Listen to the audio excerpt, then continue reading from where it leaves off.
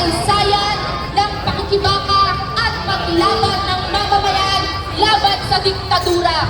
Kaya nandito rin tayo para pagpugayan ang buhay at kamatayang inilaan ng mga kababaihan noong panahon ng 1986 kung saan pinangunahan ng mga kababaihang manggagawa ang mga welga sa mga pabrika.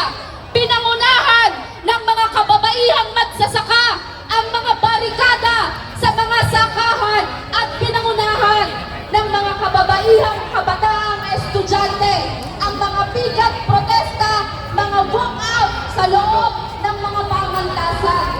Ito po ang lugar ng kababaihang Pilipino sa kasaysayan ng ating bansa.